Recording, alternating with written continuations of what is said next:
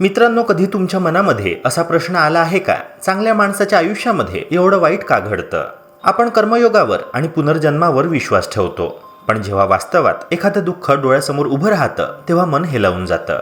मित्रांनो, मला एक सुंदर प्रसंग आठवतो. डॉक्टर ईश्वरपुरी नावाचे विद्वान हिंदू तत्वज्ञानावर पाश्चिमात्य लोकांसमोर भाषण देत होते. त्यांनी सांगितलं की संपूर्ण हिंदू तत्वज्ञान 4 मूलभूत स्तंभांवर उभं आहे.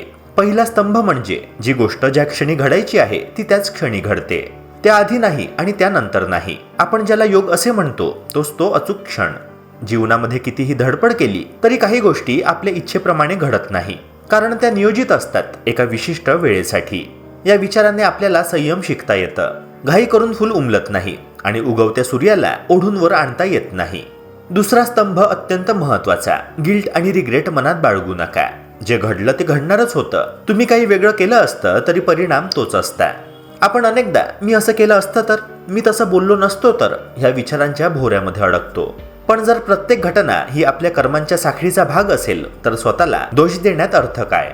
गिल्ट मनाला कमकुवत करतं, तर स्वीकार मनाला मुक्त करतं. स्वीकार म्हणजे निष्क्रियता नाही, स्वीकार म्हणजे शांतता. भूतकाळाच्या राखेमध्ये हात घालून आपण फक्त स्वतःलाच जाळतो. म्हणून जे झालं ते सोडून देणं, पुढे चालत राहणं हीच खरी साधना आहे. तिसरा स्तंभ सांगतो, आपल्या आयुष्यामध्ये येणारा प्रत्येक माणूस कारणाशिवाय येत नाही.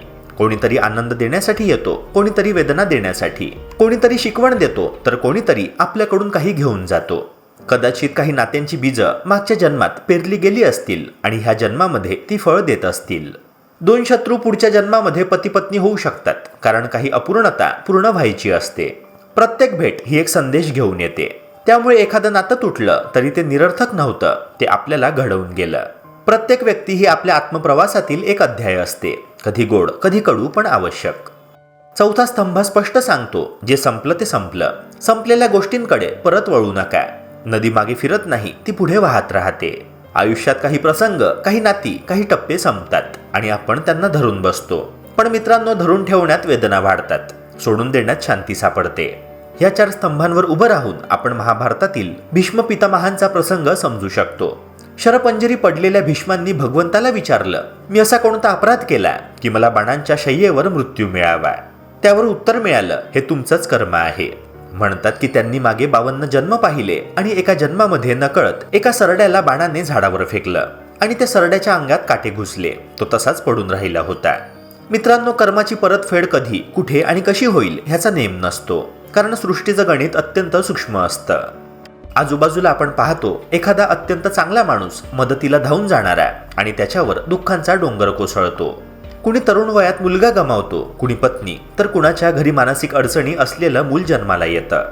तेव्हा मनात प्रश्न उठतो, का? पण जर आपण कर्माच्या दृष्टीने पाहिलं तर कदाचित हे या जन्मापुरतं मर्यादित नसतं.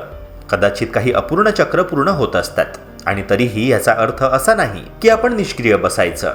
उलट याचा अर्थ म्हणजे ह्या जन्मात चांगले कर्म साठवायचे, कुणाला दुखवायचं नाही, कुणाला फसवायचं नाही.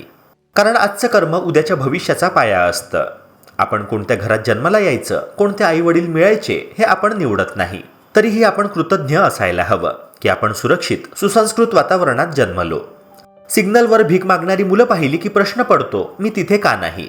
उत्तर कदाचित आपल्या पुण्यामध्ये दडलेलं आहे. म्हणूनच कृतज्ञता ही अत्यंत महत्वाची भावना आहे. जेव्हा आपण थँक्यू म्हणतो तेव्हा आपण जीवनाला स्वीकारतो. कृतज्ञता नसली की तक्रार वाढते, कृतज्ञता असली की समाधान वाढतं. मित्रांनो, हे विचार कदाचित आध्यात्मिक वाटतील, पण ते जीवनाचं वास्तव आहे. कर्मयोग आपल्याला शिकवतो, स्वतःचं कर्तव्य प्रामाणिकपणे करा, भूतकाळ सोडा, प्रत्येक भेटीचं महत्त्व ओळखा आणि जे संपलं ते शांतपणे स्वीकारा. मग जीवनामध्ये जे काही येईल ते आपण स्थिर मनाने पेलू शकतो.